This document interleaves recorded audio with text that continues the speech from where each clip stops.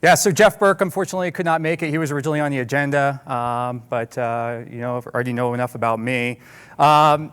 Before we dive into storage, I just want to give you a quick overview of APS. And so, you know, this actually surprised me even when I joined the company. Being around since 1886, I don't know how we've been around that long, but quite a time. Approximately 1.25 million customers, and we've experienced a peak right around 7,400 megawatts. And you can see that we're spread out among the states. So we have a large footprint, but compared to our neighbor, California, relatively small, and we'll dive into that a little bit.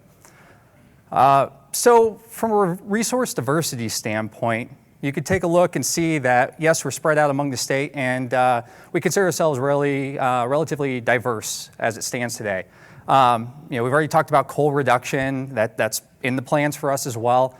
But from a renewable standpoint, we feel we really shine right now. It's our second largest resource on our system, and we're really proud of that, especially as we start looking towards carbon reduction in the future.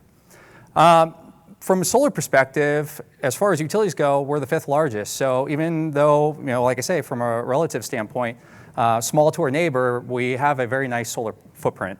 And we're already 50% carbon free, in part to the Palo Verde nuclear generating station, which provides that 365 days of the year carbon-free energy. So transformations of the energy markets. What's been in play? What are the levers? And I'm going to speak about levers a little bit in this presentation.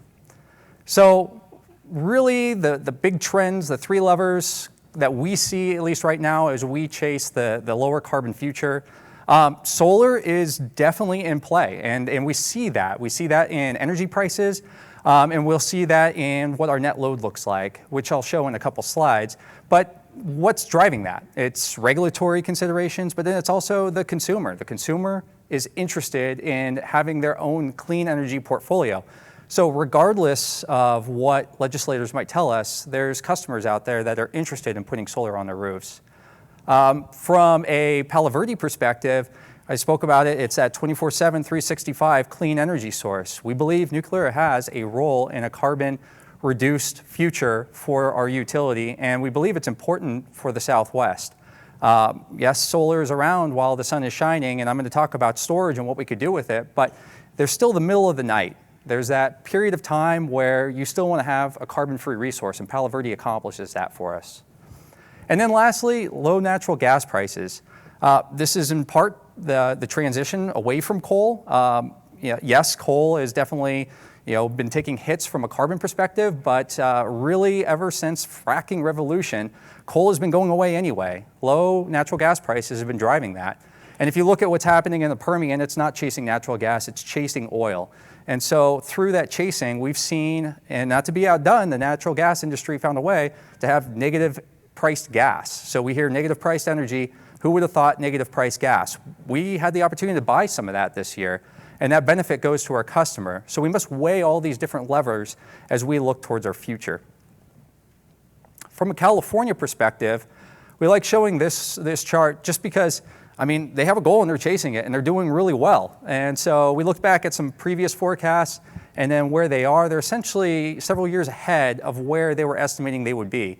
To put it into perspective, I was taking a look on ISO today, and I think that they're going to peak right around, it might be 36,000 megawatts.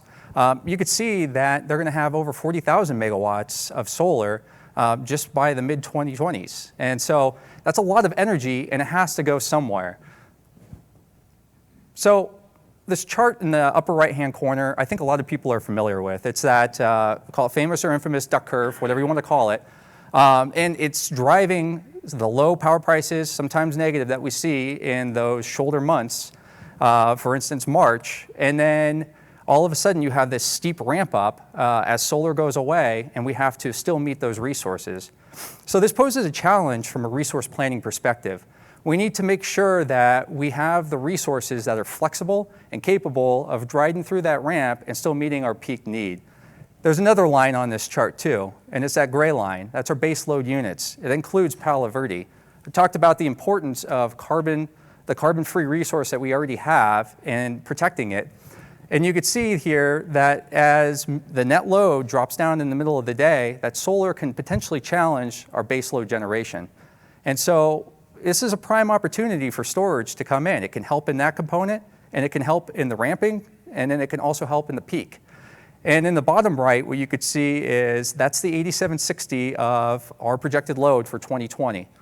Why is that important? Well, that's very dynamic. We have to plan for the resources to meet the peak that we see in the summer, and it's only a few instances that you see there. And all those resources that go on are otherwise sitting around on our system in the meantime. And so trying to balance what a good resource plan looks like is actually difficult, and it's more difficult this day and age as we're moving rapidly with technology change. So this was our response to try to answer the problem. When we were thinking, how do we communicate out to vendors of what we need on our system, we came up with, we call it the heat map. And what it really does is it tells the outside world, this is where we value energy. Previously, we had tried having conversations, explaining some of the challenges we were having, but all said and done, something as simple as this turned out to be the easiest way to communicate the type of resources that we need. And then we put it out to market. Let the market provide a solution, and then let's just see what happens. And so you could see that, in the wintertime, there's people that wake up in the morning, they're cold or chilly, they want to get out of bed and get ready for work. So yeah, there is some need for energy early in the morning, but the pocket, the main amount of need occurs, of course, in summertime, and it's right during our peak. So from a role perspective, how did the market respond? A few of you might be familiar, and we ended up with a deal with First Solar, where they were going to provide solar plus storage. And so we talked about the early morning hours. There's some need for energy in that period of time. Middle of the day, it dips down. We get into overgeneration problems. What can we do with that power? And so that's the prime opportunity for a battery to come in. Let's absorb that clean power, and then let's just shift it to later in the day over our peak need. And this is what First Solar brought to us. And so I think it's important to show this image because we hear a lot right now. It's almost a buzzword in the industry about solar plus storage, but we argue not all solar plus storage is the same.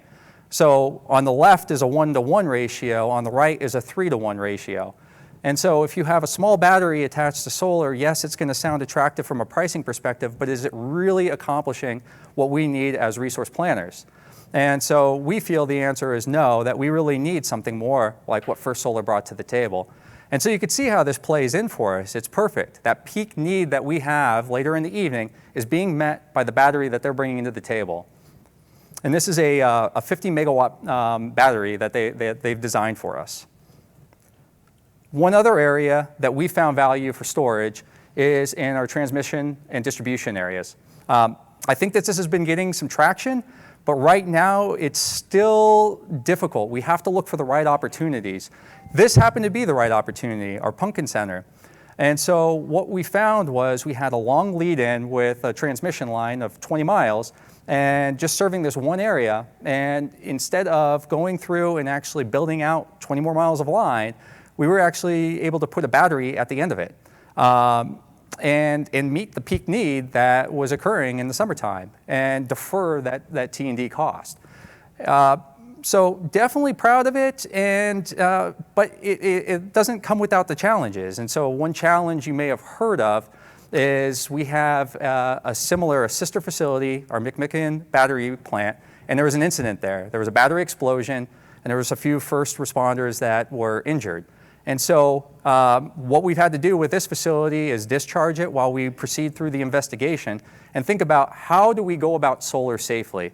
And I can't stress that enough, that as technology changes, we don't want to rush into it. We want to think about how can we do it safe. We thought we were there with batteries. Obviously, we found out that there's some more learnings that we need to go through. And so they're still working on different safety codes. They're still updating batteries. We're still waiting on the results of this investigation. But as long as we can find a way to go about battery storage safely, we're sure and we're confident that it has a place in our future.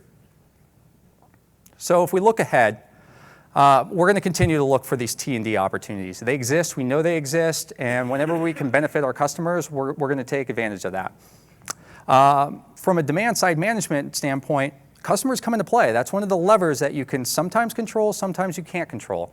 And so we have a few different programs that are out there right now that are essentially, from a customer perspective, meeting some of the needs or the capability of what batteries provide. In 2018, we got aggressive. We went out there and we said, we're ready for batteries. And you could see from here that we had 150 megawatts of PPA batteries. We had a 100 megawatt PVS, and then a 200 megawatt AZ Sun, and that's our own solar, utility scale solar, that we were looking to retrofit. And what ended up happening with that McMicken incident that I was speaking of earlier is we effectively had to postpone or put on hold our battery build out while we wait for the results of this investigation. But we still plan to do it. And so, resource planning perspective, we had to take a step back. What could we do in the meantime? We know that we're still looking for that carbon reduction in our portfolio. We believe in clean for our customers. And so we've recently gone out to bid with, we have 2 RFPs out right now, one for wind, one for solar, but then that stipulation. The solar, we're asking it to be battery ready. We're confident that we're going to be able to come back and retrofit the solar in the future with the batteries, and it's just a matter of time. And then you could see that right now we're waiting to put out, we're just putting the finishing touches on it, 50 megawatt DR program.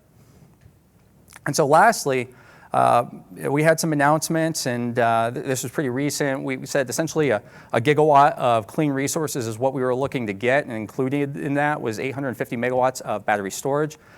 We believe that we remain on track to accomplish that by 2025. Considering the size of our portfolio, that's a sizable amount of storage.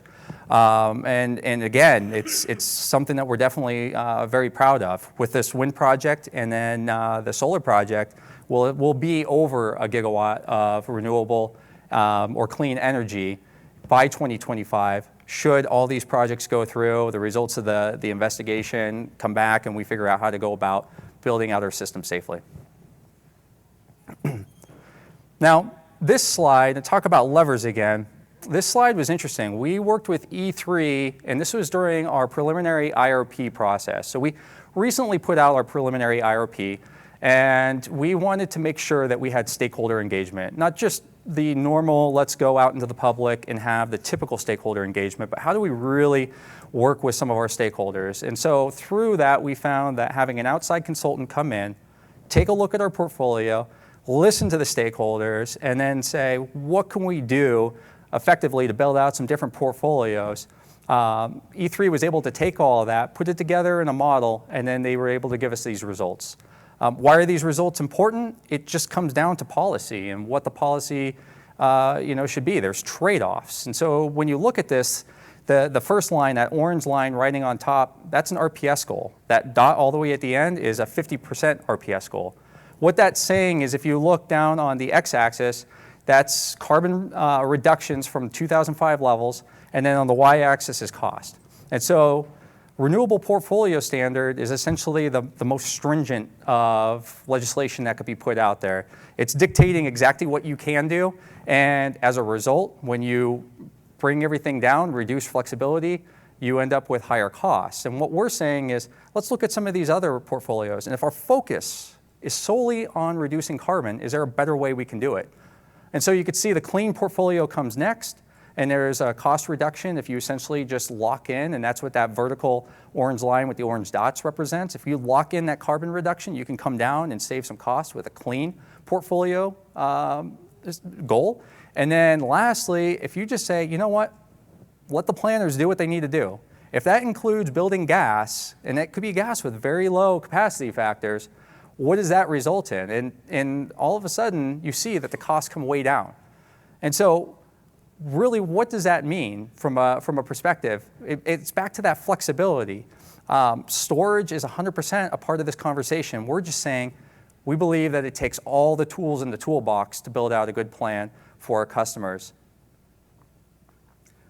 And so leaving you with this, planning and flexibility go hand in hand. Take away our flexibility and costs are going to go up for customers. We believe that through that chart that I showed you just previously, that there's better ways that we can reduce carbon on our system, But that's a lot of back and forth. We need to make sure that we work with our regulators. We need to make sure that we work with our customers. It's an education perspective, making sure that everyone sees that, yes, you can keep costs low and still achieve that carbon reduction future. And through that, you could see all the different levers that are here. Palo Verde, keeping the nuclear power plant online as part of the solution, working with your customers, whether it's through the DSM programs or any sort of creative programs they might come up with. And rate design, just as far as we changed our rate design, as far as a demand management goes. And so having a demand charge indicated to customers, hey, maybe we need to think about something a little different. It's interesting because that plays into a perspective of what a customer might think in the future from a battery and how it makes financial sense for them. And through all that, we believe that we can have a clean energy future in Arizona.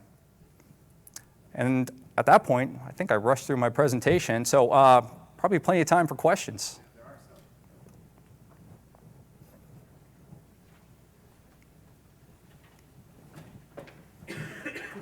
Yeah. We got a few. Okay.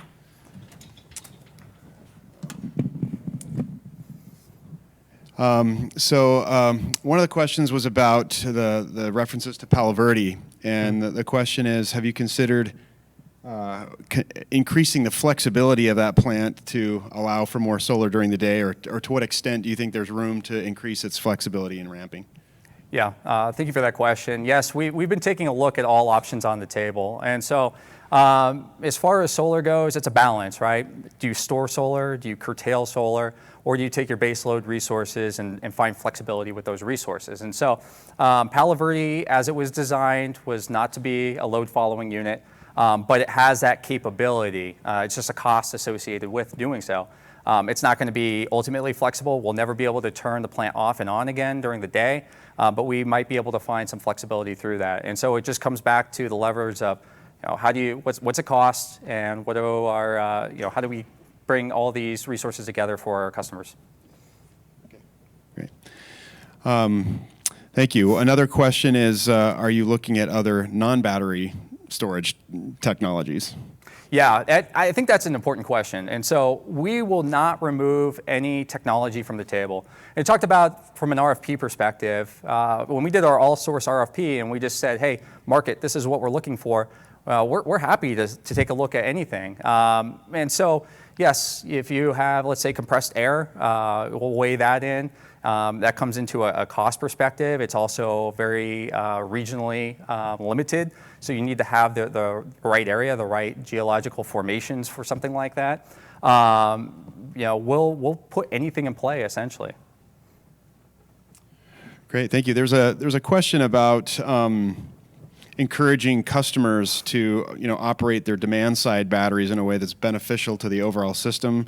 Have you found any tools or incentives or ways to encourage them to do that better? Yeah, and we're thinking through that right now. So you saw something on there before mentioned, it was storage rewards. Essentially, that's a pilot program that we put out where we put batteries into people's, outside their homes. And essentially it was, we'll dispatch them. They receive some financial benefit for doing so.